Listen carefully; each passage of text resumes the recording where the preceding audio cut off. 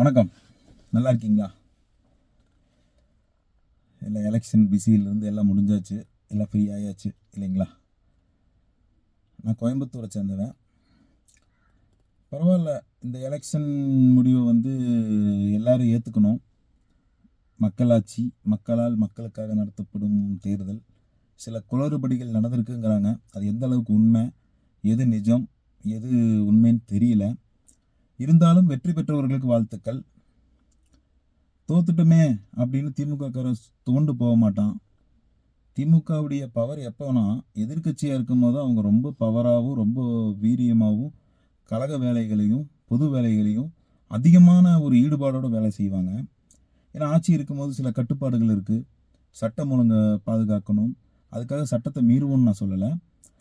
கழகத்திற்கு கட்டுப்பட்டு, சட்டத்திற்கு கட்டுப்பட்டு, நியாயமான விஷயங்களுக்காக மக்களோடு மக்களாக நின்று போராட திமுககாரன் என்றும், திமுகவை சேர்ந்தவர்கள் மக்களுக்கு உறுதுணையாக இருப்பார்கள்.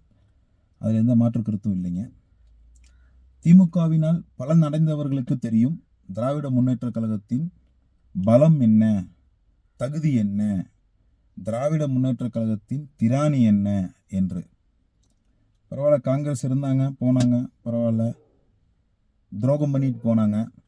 ஆனால் ஒரே ஒரு வேண்டுகோள், திமுகவினால் கிடைத்த வெற்றியை ராஜினாமா செய்து திரும்பவும் தேர்தலில் நின்று வெற்றி பெற்று போனால் ரொம்ப சந்தோஷமாக இருக்குங்க.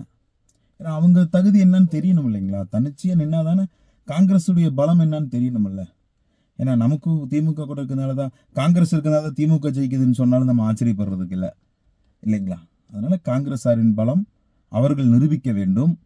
திராவிட முன்னேற்ற கழகத்தினால் பெற்ற பயனை அவர்களுக்கு தைரியம் இருந்தால், திராணி இருந்தால், தன்னிச்சையாக நின்று திராவிட முன்னேற்ற கழகத்தினால் கிடைத்த வெற்றி எங்களுக்கு தேவையில்லை, நாங்களே எங்களை பார்த்து கொள்கிறோம், எங்களுக்கும் திறமை இருக்கு, திராணி இருக்கு, தைரியம் இருக்கு, தன்னிச்சையாக நின்றால் எங்களுக்கும் மக்கள் வாக்களிப்பார்கள் என்ற நம்பிக்கை இருக்கு அப்படின்னா தன்னிச்சையாக நின்று வாக்குகளை பெற்று வெற்றி பெற காங்கிரஸாருக்கும் வாழ்த்துக்கள்.